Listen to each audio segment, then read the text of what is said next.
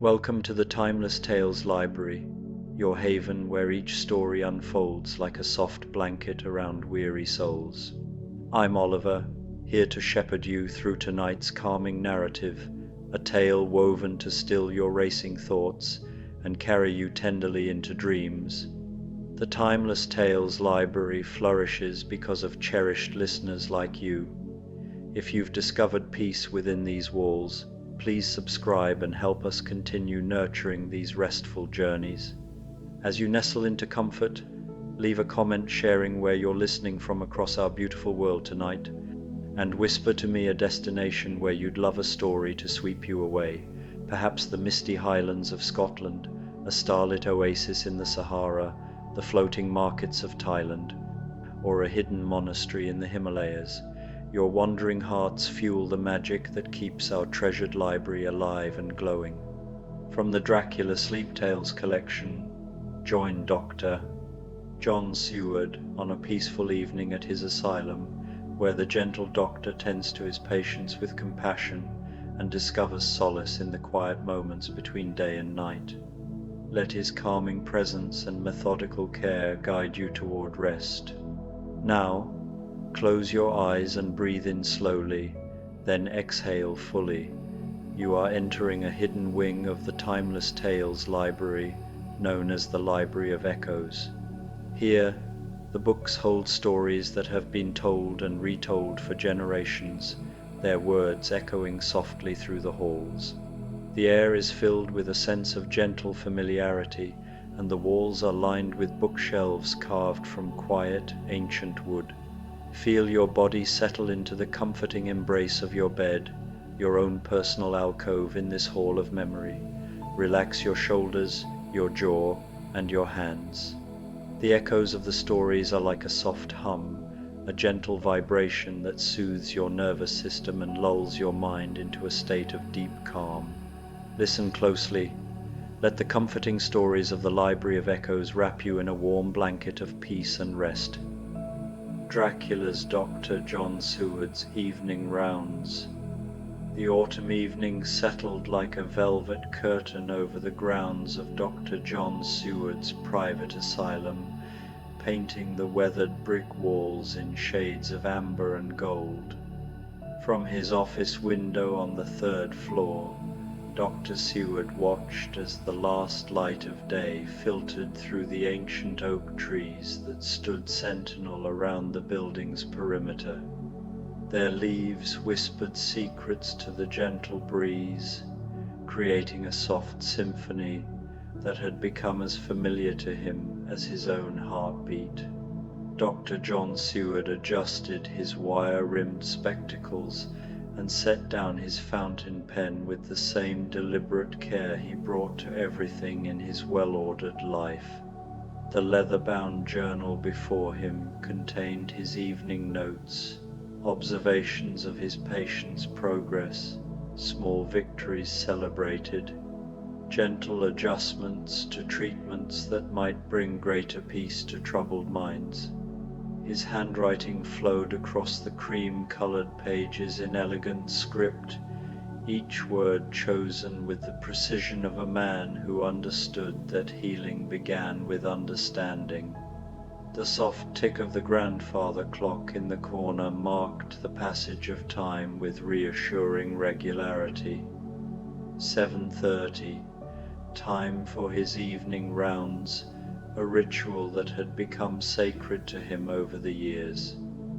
These quiet hours after dinner, when the asylum settled into its peaceful twilight routine, were when Dr. Seward felt most connected to his calling. The harsh realities of daylight medicine gave way to something gentler, more intuitive, like tending a garden in the soft glow of dusk. He rose from his mahogany desk, his movements unhurried and graceful. Dr. Seward was a man of medium height with kind eyes that seemed to hold depths of understanding.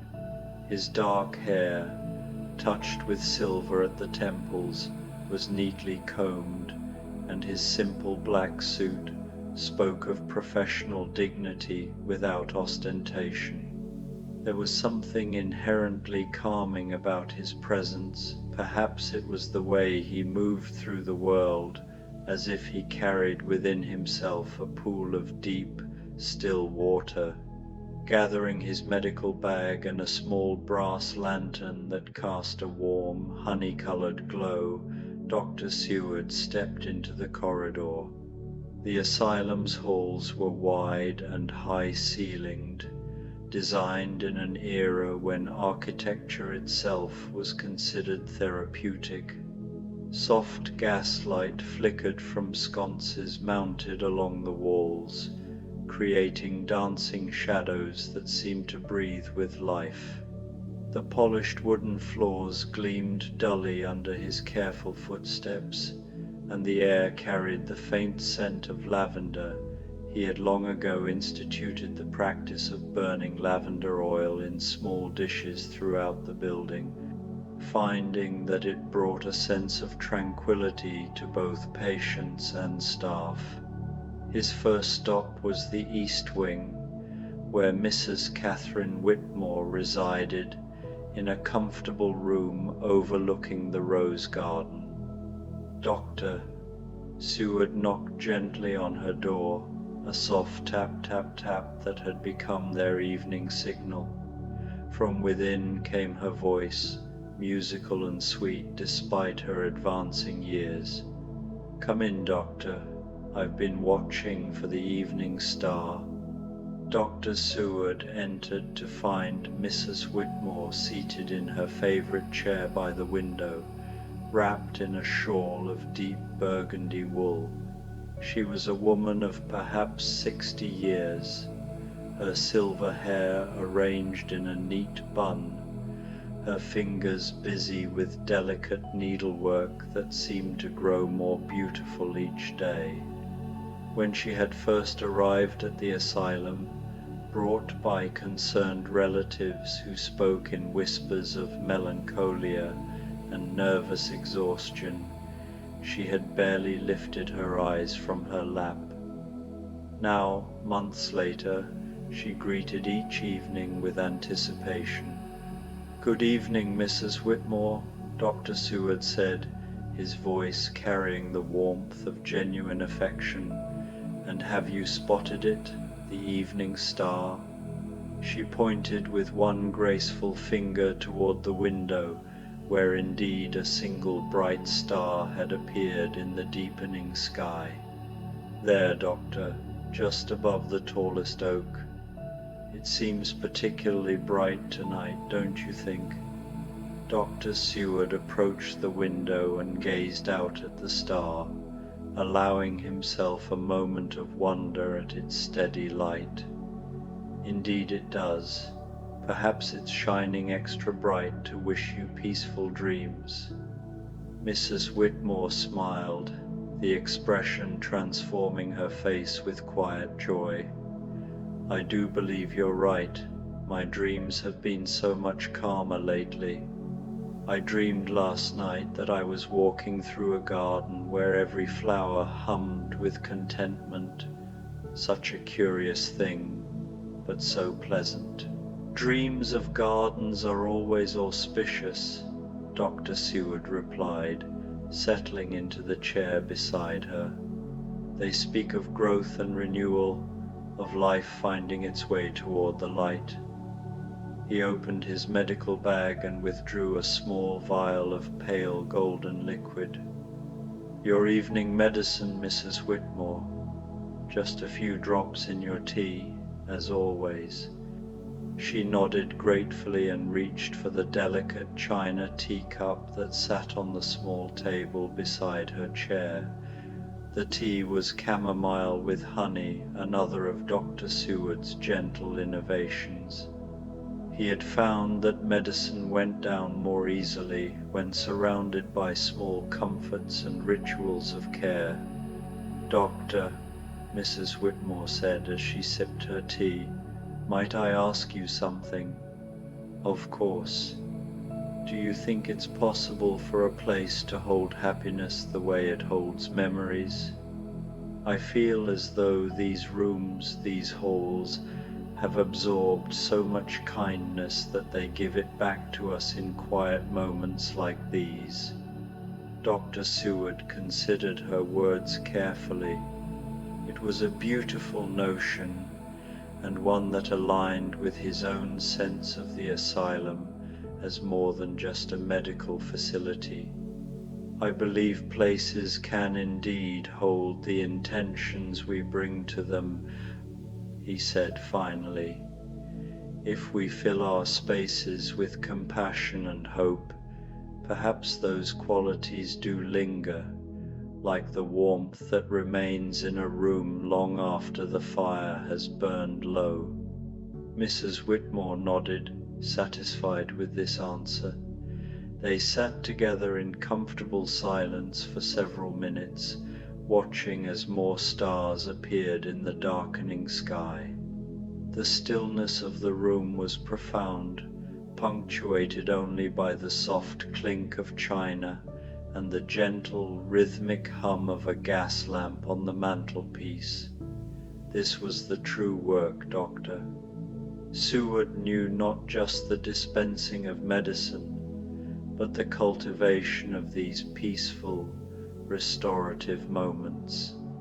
He observed the subtle way Mrs. Whitmore's shoulders had relaxed, the calm set of her jaw that had once been so tight with anxiety. Her progress was a testament to the belief that healing was not a single, grand event, but a series of small, incremental shifts toward light. He thought of the asylum itself, a grand old manor house that had been converted with great care. It was a place designed to soothe, with its high ceilings and windows that overlooked rolling lawns. It was a stark contrast to the clanging, cold institutions of the past. Dr. Seward's vision for this place was radical in its simplicity. Create an environment of dignity and quiet, where people could find their way back to themselves. He had seen too many broken souls in his early career, trapped in facilities that treated them as problems to be contained rather than people to be healed. Here, the gardens were tended, the books were plentiful, and conversation was always welcomed. Mrs. Whitmore's question lingered in his mind. Can a place hold happiness? He felt that it could, and that his greatest success was in creating such a place. The kindness brought by the staff, the support given by fellow residents, and the genuine compassion he and his colleagues tried to embody, all of it felt like a collective breath, filling the rooms with an invisible, sustaining essence. It was this unspoken quality that helped people like Mrs. Whitmore, who had arrived terrified and hollow-eyed, to find a sense of belonging and peace again. Her dreams of gardens were not just random nighttime imaginings, they were the subconscious mind's reflection of the fertile ground she had found here. When Dr. Seward finally rose to continue his rounds, she caught his hand gently. "Thank you, Doctor, not just for the medicine, but for helping me remember that the world can be beautiful." "It has always been beautiful, Mrs. Whitmore. Sometimes we simply need quiet spaces to remember how to see it clearly." He gave her hand a gentle squeeze, the small gesture a silent promise of his continued care. Leaving her room, he paused for a moment in the hallway, letting the soft glow of the gaslight wash over him. The air was cool and still. He heard the faint sound of music from the common room, someone playing the piano, and the murmur of voices. Each sound was a thread in the rich tapestry of the asylum's evening routine, a testament to the life and quiet healing that took place within its walls. It was a profound satisfaction to him, a feeling far greater than any medical accomplishment. He was not just a doctor, he was a guardian of these quiet moments, a steward of hope in a world that often felt full of darkness. Dr. Seward's next stop was the library, a magnificent room lined floor to ceiling with books that had been collected over the decades. Here he found Mr. James Morrison, a gentleman of 40-odd years who had come to the asylum after what his family delicately termed nervous exhaustion following business difficulties. Mr. Morrison had discovered solace in the written word, and Dr. Seward often found him in the evening hours reading by the light of a small lamp, his face peaceful in concentration. He was a man who had felt the weight of the world's expectations crush his spirit, and in the sanctuary of the library, surrounded by the wisdom of ages, he was finding a way to rebuild it. This evening Mr. Morrison was absorbed in a volume of poetry, his finger tracing the lines as he read. He looked up as Dr. Seward approached, his eyes bright with the enthusiasm of someone who had rediscovered an old friend.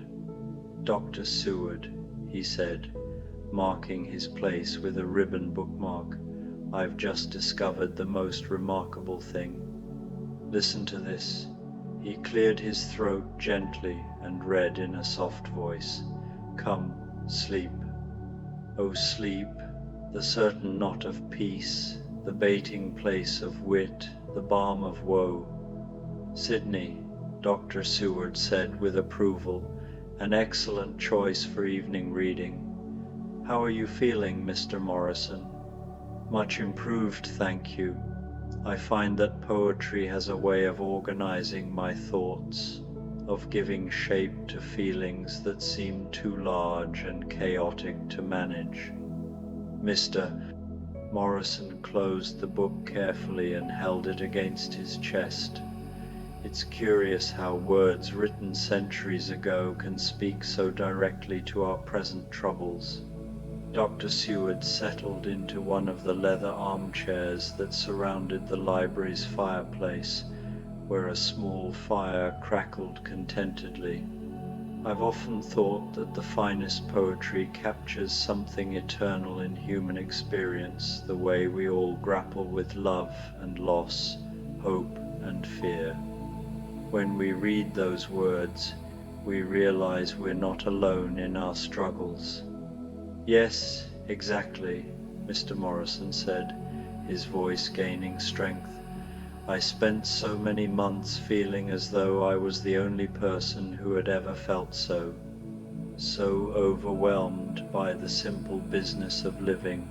But here," he gestured toward the shelves of books surrounding them, "here are hundreds of souls who have felt the same and found ways to transform their pain into something beautiful."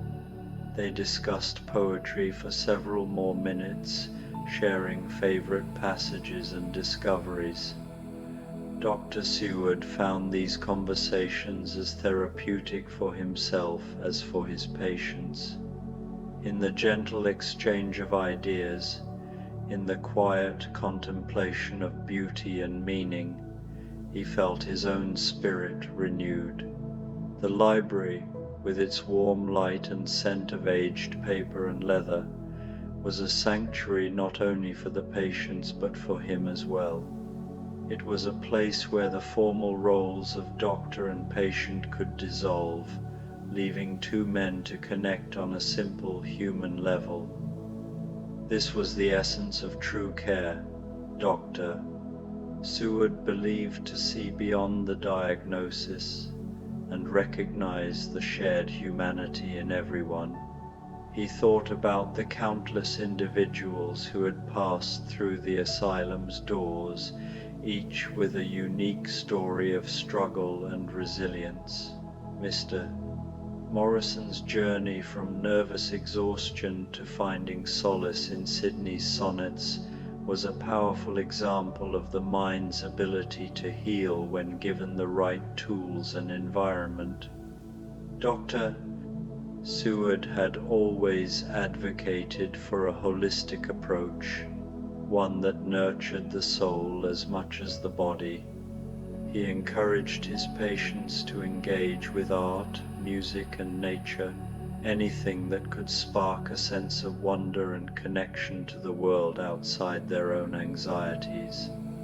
He had seen how a simple walk in the garden could calm a racing mind, how a piece of music could unlock a memory of happiness, and how a well-chosen book could provide the companionship of a kindred spirit. As they sat in companionable silence, the firelight dancing across the spines of the books, Dr. Seward felt a deep sense of purpose. He was not just treating symptoms, he was helping to rebuild lives. He was a curator of calm, a shepherd of fragile souls on their way back to a more robust state of being. The asylum was not a prison but a chrysalis, a place where people could withdraw from the harshness of the world to transform and emerge stronger. He had fought hard against the outdated views of his peers, who saw mental illness as a fixed state, something to be contained rather than cured. His success stories, like Mrs. Whitmore and Mr. Morrison, were his quiet victories, proving that compassion and dignity were the most powerful medicines of all. When he finally excused himself to continue his rounds, Mr. Morrison was already reaching for another volume, his face serene with anticipation. The moment had been a small, perfect testament to the power of shared experience and intellectual companionship. It reinforced Dr. Seward's conviction that the human spirit, even when wounded, has an incredible capacity for healing and growth. The West Wing housed several patients who preferred the solitude of their own rooms in the evening hours. Dr. Seward moved through the corridor like a guardian angel, pausing at each door to listen for signs of distress, occasionally entering to adjust a pillow, refill a water glass, or simply sit quietly with someone who needed the comfort of human presence. He understood that healing was a deeply personal journey, and for some, the greatest comfort was simply knowing that someone was there, a silent anchor in the darkness. He felt privileged to be that anchor, a steady presence in a world that had, for his patients, felt anything but. At the room of Miss Eleanor Hartwell, a young woman who had arrived at the asylum in a state of profound nervous exhaustion, Dr. Seward found a scene that never failed to move him. Miss Hartwell had discovered a talent for watercolor painting during her recovery, and her small easel was positioned by the window to catch the last light of day. This evening, she was putting the finishing touches on a landscape that captured the view from her window. The oak trees, the rose garden, the rolling hills beyond, all rendered in soft washes of color that seemed to glow with inner light. "Miss Hartwell," Dr. Seward said softly, not wanting to startle her from her concentration. She looked up with a smile that had grown steadier and more genuine over the weeks. "Doctor, perfect timing. I've just finished. Would you like to see?" Dr. Seward approached the easel and studied her work with the attention it deserved. The painting captured not just the physical appearance of the landscape, but something of its emotional essence, the peace that settled over the asylum grounds at twilight, the sense of sanctuary and healing that permeated the place. "It's magnificent," he said, and meant it. "You've captured something I feel but have never been able to put into words, the spirit of this place at this time of day." Miss Hartwell blushed with pleasure. "I think it's because I'm finally learning to see again. For so long, everything seemed grey and threatening. But here, with time to rest and heal, colours have been coming back to me gradually, first just hints, then stronger and stronger, until now," she gestured toward her painting. "Now I see beauty everywhere. Art has tremendous therapeutic value," Dr. Seward observed. "The act of creation, of bringing something new and beautiful into the world, it reconnects us to our deepest humanity." "Yes," Miss Hartwell agreed, cleaning her brushes with gentle, methodical movements. "And there's something about the process itself that's so soothing. The way the paint flows across the paper, the way colors blend and surprise you with new possibilities you hadn't planned. It teaches you to trust in unexpected gifts." Dr. Seward helped her arrange her art supplies for the evening, a ritual that had become part of their routine. As they worked, Miss Hartwell told him about her plans for her next painting, a series of portraits of the flowers in the garden, each one capturing a different mood and moment of the day. "I want to paint the roses at dawn, when they're covered with dew and the light is soft and pink, and the lavender in the afternoon, when the bees are humming around it and everything smells like summer, and the morning glories at twilight, when they're just beginning to close for the night." Her voice grew dreamy as she described her artistic visions. "A worthy project," Dr. Seward said. "I look forward to seeing each one." As he prepared to leave, Miss Hartwell caught his sleeve gently. "Doctor, may I ask you something?" "Of course. Do you think it's possible to be grateful for difficult times? I mean, I would never wish my breakdown on anyone, and those months before I came here were truly terrible.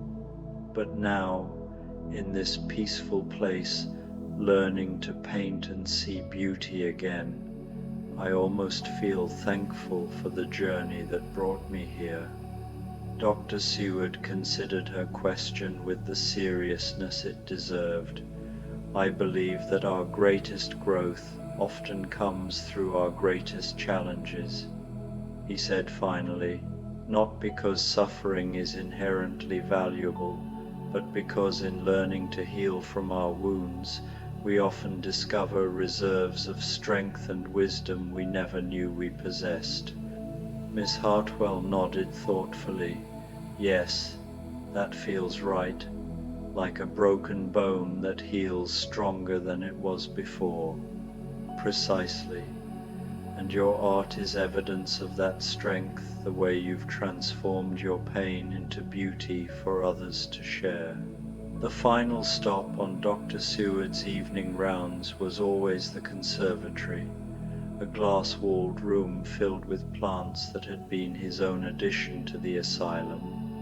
He had convinced the board of directors to fund its construction after reading about the therapeutic benefits of gardening and plant care. The conservatory was a jewel box of green life ferns, unfurling their fronds like gentle hands, flowering vines climbing toward the glass ceiling, herbs releasing their fragrances into the warm, humid air. Tonight, He found young Thomas Archer tending to a patch of seedlings with the concentration of a master gardener. Thomas was barely 20, brought to the asylum after a series of what his worried parents described as nervous episodes under Dr. Seward's care. The young man had discovered a profound connection to growing things, and his recovery had been remarkable to witness. "Good evening, Thomas," Dr. Seward said, breathing deeply of the plant-scented air. "How are our charges faring tonight?" Thomas looked up from the seedlings he was gently watering, his face bright with enthusiasm.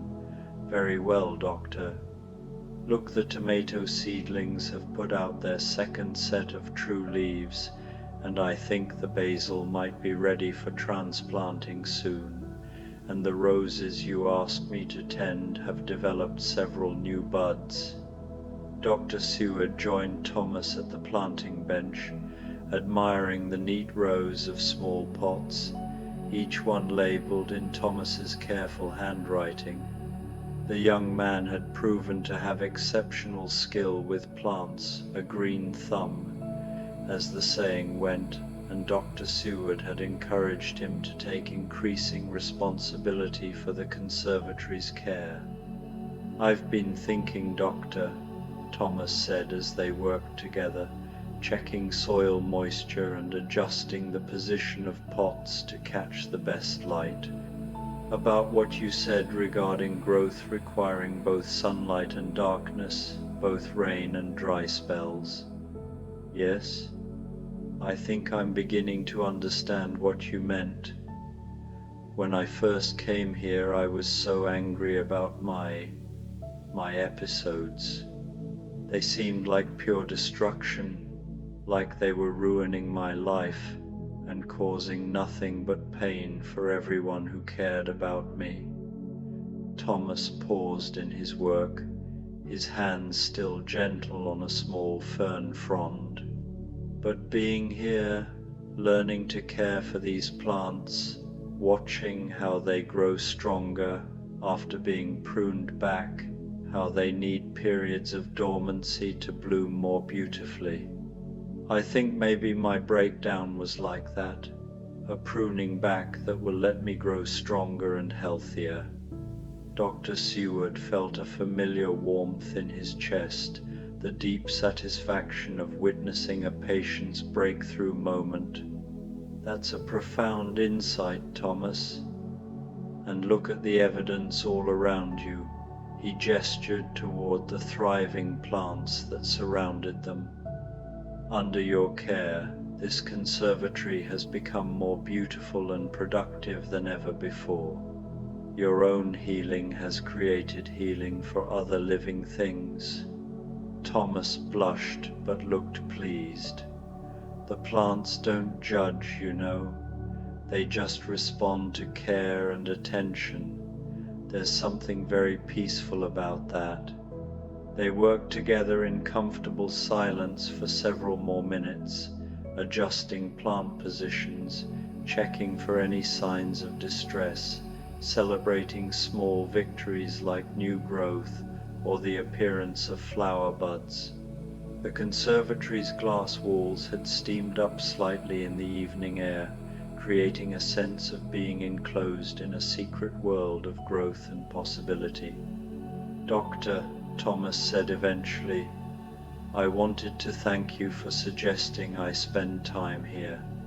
I never thought I had any talent for growing things, but it turns out to be exactly what I needed.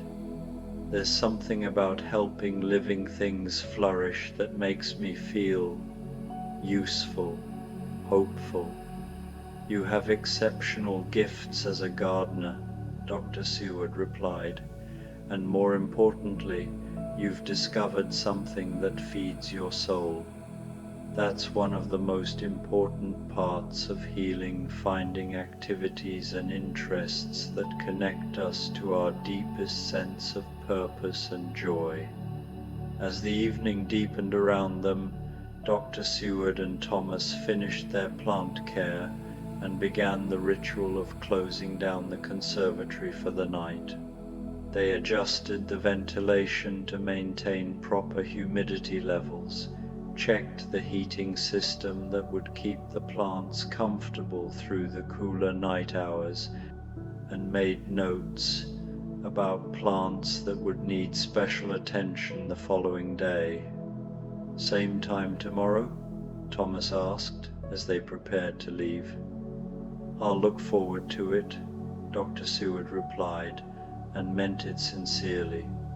Stepping back into the main building, Dr. Seward felt the familiar sense of completion that came at the end of his evening rounds. Each patient he had visited was settling into peaceful rest, surrounded by beauty and care, supported in their journey toward healing. The asylum itself seemed to breathe more slowly now, settling into its nighttime rhythm like a large, benevolent creature preparing for sleep. Dr. Seward made his way back to his office, but instead of immediately returning to his desk, he stepped out onto the small balcony that adjoined his study. The night air was crisp and clean, carrying the scents of autumn leaves and the last roses of the season. Above, the stars had emerged in full glory, creating a canopy of light over the peaceful grounds.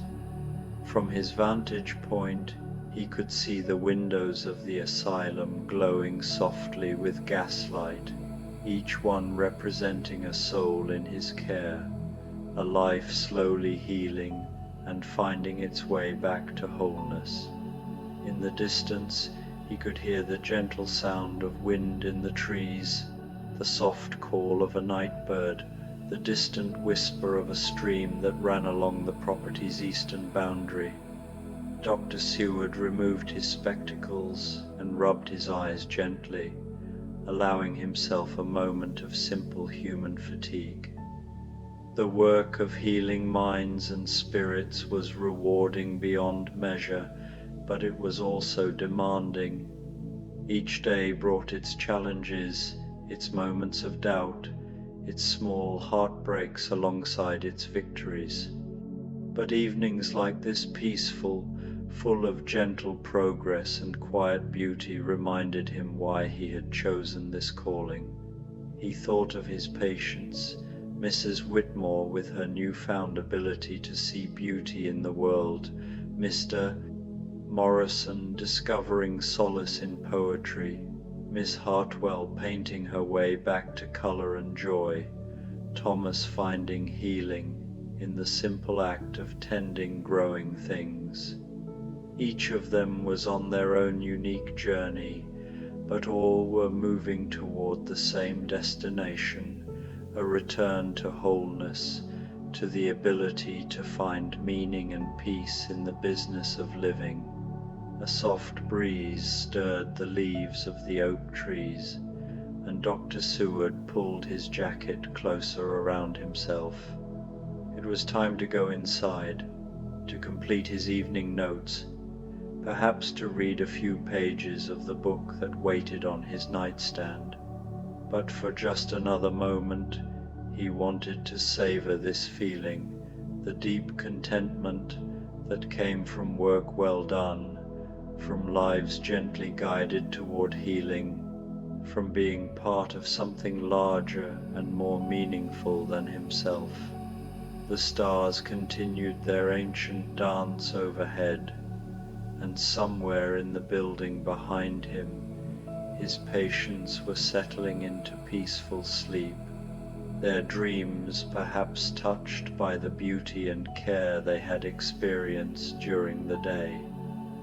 Tomorrow would bring new challenges, new opportunities for healing and growth, but tonight was perfect in its quiet completeness.